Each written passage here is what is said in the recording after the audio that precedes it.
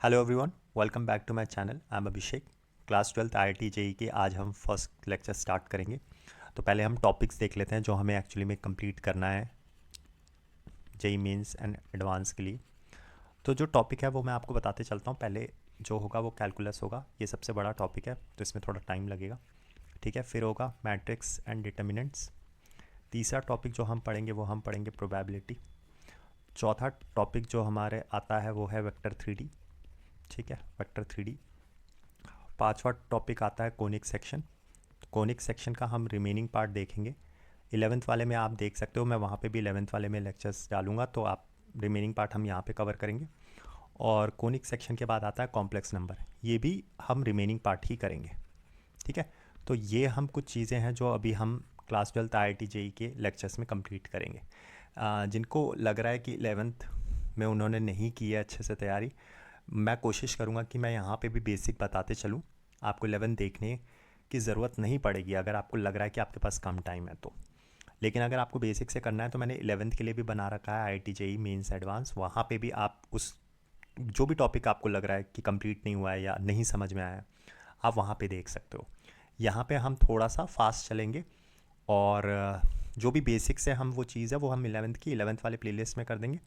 यहाँ पे आप 12th वाली चीज़ें देख सकते हो। तो चलिए स्टार्ट करते हैं। तो स्टार्ट करते हैं फंक्शन से। देखो, फंक्शन में सबसे छोटी छोटी बातें हैं। ठीक है, बेसिक्स आपको मैं बताते चलूँगा।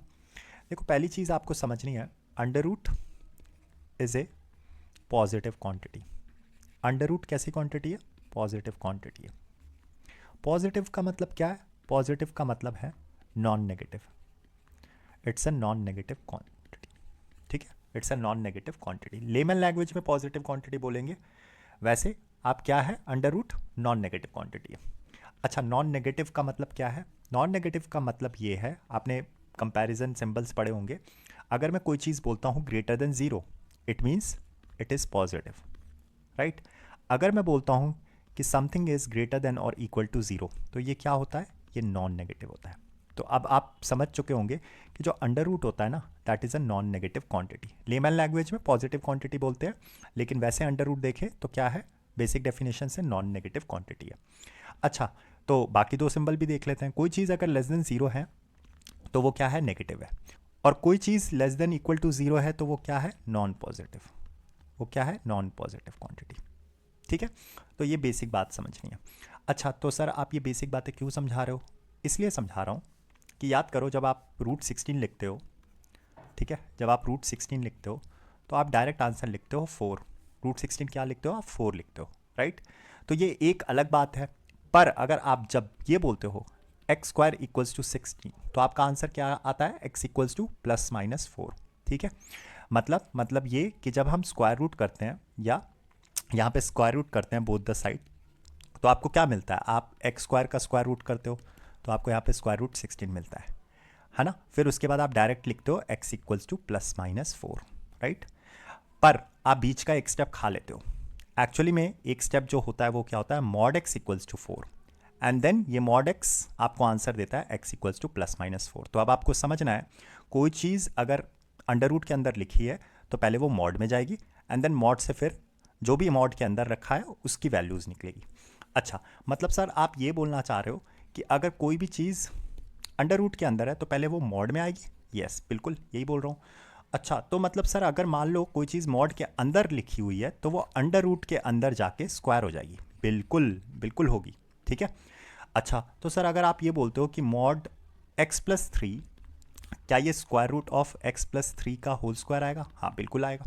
ठीक है, मतलब सर आप ये बोल रहे हो कि अगर मॉड ऑफ साइन एक्स लिखूंगा तो इसका मतलब सिंपली ये है स्क्वायर रूट के अंदर साइन एक्स का square, which means sine square x. हाँ, बिल्कुल करेक्ट है। ठीक है, तो आपने इतनी बातों से क्या समझा? आपने ये समझा, इसके बाद जो बहुत अच्छी चीज़ आती है, that mod is always non negative. Mod क्या है? Mod is always non negative quantity. ठीक है। अच्छा, मतलब सर मतलब ये कि अभी मैंने बात की थी कि अगर कोई नॉन नेगेटिव है इसका मतलब क्या है? It must be greater than और इक्वल टू ज़ीरो। तो ये कॉन्सेप्ट है, आपको समझना है। ठीक है, कोई भी चीज़ अगर ऐसे लिखी हुई है मॉड, तो मॉड क्या होता है, always non negative. Non negative का मतलब क्या है, greater than and equal to zero, क्योंकि अभी हमने बात की थी कि आपका अंडर रूट क्या है, it's a positive quantity. Positive quantity मतलब नॉन नेगेटिव, लेमन लैंग्वेज में पॉजिटिव क्वांटिटी बोलते हैं, वैसे नॉन नेगेटिव होता है। ठीक है, नॉन नेगेटिव का मतलब क्या है, it is greater than and equal to zero. तो इतनी बात आपको समझ में आ गई होगी। यहीं से हमने निकाला कि जब हम स्क्वायर रूट करते हैं एक्स स्क्वायर का तो हमारे पास मॉड एक्स आता है। ठीक है, फिर मॉड आपको पता होना चाहिए, mod is always non negative, और नॉन नेगेटिव का मतलब क्या है, greater than equal to zero. I hope आपको इतना समझ में आया होगा। आगे चलते हैं, चलिए आगे देखते हैं। अगर आप x पे कोई भी इवन पावर चढ़ाते हो, जैसे x की पावर 2, x की पावर 4, x की पावर 6, कोई भी x पे आप इवन नंबर की पावर चढ़ाते हो तो आप समझ जाना it will always give you a result greater than और इक्वल टू जीरो। ठीक है, तो वो क्वांटिटी कैसी होगी, वो नॉन नेगेटिव क्वांटिटी होगी। सिमिलरली आपको ये भी समझना है, जैसे कि आपने 2 की पावर x किया, 3 की पावर x किया, 4 की पावर x किया, या इवन 6 की पावर x किया, it is always an exponential function. ये क्या है, ये एक्सपोनेंशियल फंक्शन है, इट्स एन एक्सपोनेंशियल फंक्शन। ठीक है, ये एक्सपोनेंशियल फंक्शन है and this is always and is always positive, and is always positive, and this is always positive. ठीक है, मतलब क्या कहना चाह रहा हूँ, मतलब ये बोल रहा हूँ कि जैसे कि आपके पास 2 की पावर x है एंड ये क्या होगा, it will always be greater than zero, क्योंकि पॉजिटिव की चीज़ हमने समझी थी। पॉजिटिव क्वांटिटी एक ऐसी क्वांटिटी होती है जो कि ग्रेटर देन जीरो होती है। सिमिलरली अगर मैं 3 की पावर x बोलूँ तो ये भी ग्रेटर देन जीरो होगा। सिमिलरली अगर मैं e की पावर x या एक्सपोनेंशियल फंक्शन देता हूँ आपको और पूछूँ what will B this quantity, तो आप क्या बोलोगे, आप बोलोगे it will always be positive, means greater than zero. मतलब एक एग्जाम्पल, जैसे कि मान लो आपको एक एग्जाम्पल से समझो, आपसे कहता है कि 2 की power x is equal to -3, tell me what will be the value of x। तो आप क्या बोलोगे, x will be equal to 5। No solution. क्यों, क्योंकि आप देखो 2 की पावर x ये तो एक्सपोनेंशियल फंक्शन है, और एक्सपोनेंशियल फंक्शन तो हमेशा पॉजिटिव रिजल्ट देता है, और ये इक्वल टू बैठा है नेगेटिव के, ये ट्रू हो ही नहीं सकता। तो x की ऐसी कोई भी वैल्यू नहीं है जहाँ पे ये स्टेटमेंट और ये इक्वेशन ट्रू रहे या सही रहे। ठीक है, तो x इक्वल्स टू 5 आ जाएगा आंसर। अब आगे आपको समझना है, जो नेक्स्ट मैं स्टेटमेंट लिख रहा हूँ ये इंपॉर्टेंट है। लिखो सम ऑफ 2 और मोर, आप लिखते जाइएगा, नोट्स बनाते चलो। सम ऑफ 2 मोर पॉजिटिव, पॉजिटिव जब मैं बोल रहा हूँ मतलब यहाँ पे अभी मैं नॉन नेगेटिव की बात कर रहा हूँ। ठीक है, नॉन नेगेटिव मतलब greater than and equal to zero. Non negative यहाँ ऐसे शॉर्ट में लिख लो, नॉन नेगेटिव। ठीक है, जो फंक्शन होते हैं is zero, is zero, then every function function short में लिख लो, function's value is equal to zero. मतलब क्या बोलना चाह रहा है, मतलब जैसे कि एक एग्जांपल ले लो, जैसे कि एक क्वेश्चन आया आपके सामने, आपसे बोला square root of x minus two plus mod of x plus two. ठीक है, mod of x plus two is equal to zero. थोड़ा सा इसको और अच्छे से लिखते हैं, x plus two equals to zero, and आपसे बोल रहा है फाइंड x, आपसे बोलता है फाइंड x। तो अब आप कैसे निकालोगे, देखो आप बोलोगे सर ये नॉन नेगेटिव है, अभी बात की थी कि स्क्वायर रूट नॉन नेगेटिव होता है, ये भी नॉन नेगेटिव है, आपको पता है। तो बोल रहा है सम ऑफ 2 और मोर नॉन नेगेटिव फंक्शन, तो दोनों नॉन नेगेटिव फंक्शन दिखे, इज जीरो, जिनका रिजल्ट आ रहा है equal to zero, then every functions value is zero. मतलब ये वाला फंक्शन की भी वैल्यू जीरो होगी और ये वाले फंक्शन की भी वैल्यू जीरो होगी। मतलब इस फंक्शन और इस फंक्शन की बात कर रहा है। तो मतलब मैं यहाँ पे अभी क्या लिखूंगा, this implies that if square root of x minus two is equal to zero, it means x minus two will be equal to zero, मतलब अंदर की वैल्यू जीरो होगी, है ना। तो अगर ये जीरो तो x की वैल्यू यहाँ से क्या आई, x will be equal to two. ठीक है, एंड यहाँ पे आप ये भी देखोगे कि मॉड x प्लस टू की भी वैल्यू इक्वल टू जीरो आएगी। अगर मॉड x प्लस टू की वैल्यू जीरो आएगी मीन्स x प्लस टू की भी वैल्यू जीरो आएगी, और x प्लस टू की भी वैल्यू जीरो आएगी, it means x is equal to minus two, right. तो अब आप देखो ये स्टेटमेंट यहाँ पे एंड और ये भी एंड, आप देखो दोनों स्टेटमेंट, यहाँ पे x की वैल्यू टू आ रहा है, यहाँ पे x की वैल्यू टू आ रहा है, मीन्स x की वैल्यू क्या आ जाएगी, 5, है ना। x की वैल्यू क्या आ जाएगी, 5 आ जाएगी। क्यों, क्योंकि कोई सॉल्यूशन पॉसिबल नहीं है, कोई सॉल्यूशन इसका है नहीं। आप बोलोगे सर कैसे, आप देखो यहाँ पे अगर मैं x की कोई एक वैल्यू उठा लो, ये वैल्यू उठा लो, अगर मैं x की वैल्यू 2 रखता हूँ यहाँ पे, तो 2 माइनस 2 ये तो 0 हो गया, और स्क्वायर रूट ऑफ 0 0 हो गया। लेकिन यहाँ पे अगर मैं 2 प्लस 2 करता हूँ तो मॉड 4 आ जाएगा, और 4 आ जाएगा वैल्यू, आंसर हो जाएगा 0, है ना। यहाँ तो देखो यहाँ पे 4 आ गया, और यहाँ पे राइट हैंड साइड पे आपको 0 चाहिए, तो 4 आ गया। तो ये इक्वेशन यहाँ से तो सेटिस्फाई नहीं हुई।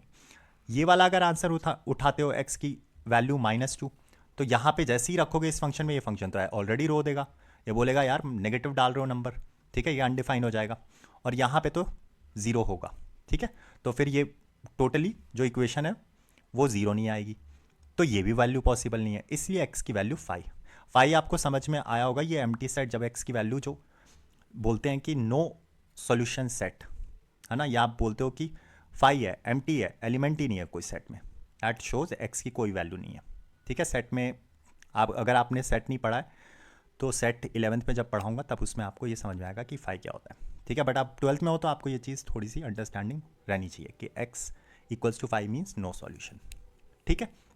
चलिए आगे बढ़ते हैं। अब आगे थोड़ा फॉर्मूले पे बात करते हैं।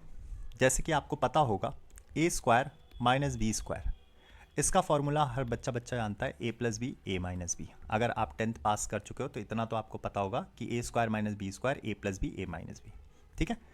अगर मैं ऐसे ही same formula a+b the whole square देखूँ तो आप बोलोगे sir a² plus b² plus 2ab, ये फॉर्मूला बनता है, ठीक है। अच्छा, तो अगर मैं आपसे a plus B plus C का होल स्क्वायर पूछता हूँ तो फॉर्मूला क्या बनता है, तो आप बोलते हो sir a² plus b² plus c² plus 2 into ab plus bc plus ca, यही फॉर्मूला बनता है। अच्छा, तो ये फॉर्मूला लिखवा क्यों रहा हूँ, समेशन समझाने के लिए। जैसे कि मान लो कि आपको कोई चीज़ ऐसे दिख रही है a प्लस बी प्लस सी, तो आप इसको ऐसे भी लिख सकते हो, समेशन ऑफ a का होल स्क्वायर, ठीक है। फिर ये जो पूरा पार्ट है a² प्लस b², इसको आप कैसे लिख सकते हो, समेशन ऑफ ये a², एंड देन फिर उसके बाद ये जो बाकी पार्ट है, ठीक है, 2 को आप साइड में रखोगे यहाँ पे, एंड देन समेशन ऑफ क्या लिखोगे, ab। अब ये मैं थोड़ा समझाता हूँ कि इसका मतलब क्या है। देखो, summation of a plus B plus C, आप इस फॉर्मूले से जब आप ये लिख रहे हो formula a plus B plus C का होल स्क्वायर, तो आप इस फॉर्मूले से इस समेशन वाले फॉर्मूले पे आ सकते हो। कैसे? क्योंकि देखो मैंने क्या लिखा, मैंने देखा समेशन मतलब तो ऐड होता है, बीच में ऐड का साइन है, 3 वेरिएबल आपको दिख रहे हैं, तो आप किसी भी एक वेरिएबल को चूज कर लो। मैंने ए कर लिया, आप बी भी कर सकते हो, सी भी कर सकते हो। इट मीन्स कि आपने ए प्लस बी प्लस सी 3 वेरिएबल को ऐड किया, 3 भी हो सकते हैं, 4 भी हो सकते हैं, 5 भी हो सकते हैं, ठीक है। तो यहाँ पे ए दिखा रहा है A plus B plus C, and then क्योंकि स्क्वायर था तो मैंने इस पर स्क्वायर लगा दिया, इस फॉर्मूले पे ऊपर स्क्वायर लगा दिया, ठीक है। तो मैंने इस पर स्क्वायर लगा दिया, मीन्स आपके नंबर ऑफ वेरिएबल्स कितने भी हो सकते हैं, ए प्लस बी प्लस सी, समेशन दिखा रहा है प्लस साइन, और मैंने इस बात को इस फॉर्मेट में लिखा।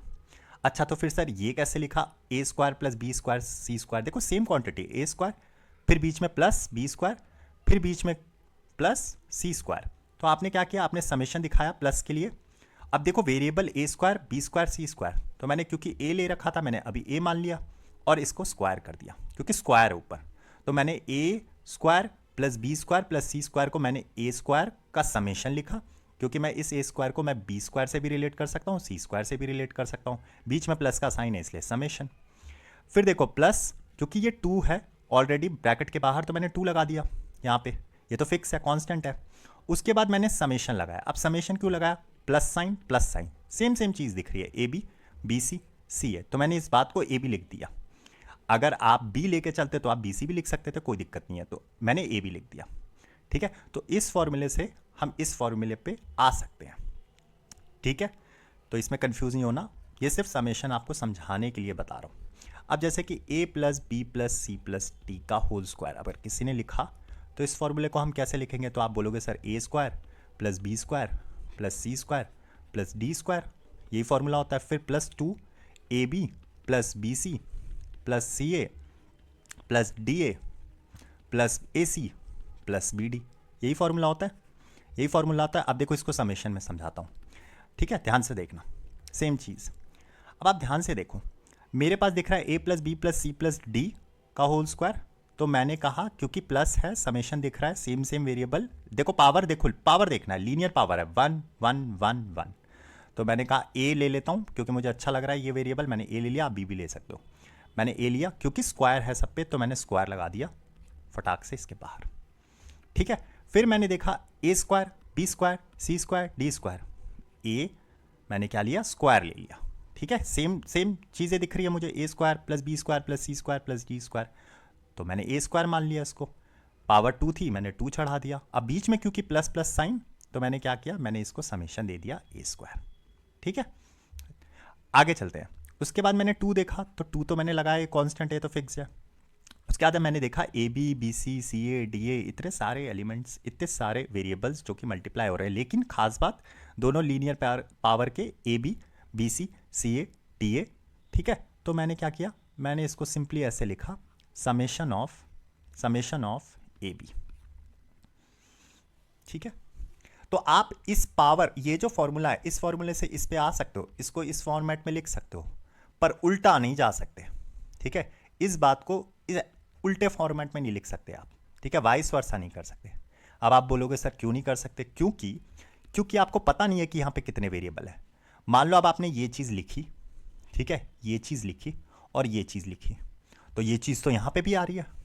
अब आपको नहीं पता कि यहाँ से ये वाला फॉर्मूला ए प्लस बी प्लस सी 3 वेरिएबल है, 4 वेरिएबल है, पर आप इस बात को, इस ऊपर वाली बात को इस फॉर्मेट में ज़रूर लिख सकते हो, ठीक है। तो अगर कोई ऐसा फॉर्मूला लिखा है उसको इस फॉर्मेट में लिख सकते हैं।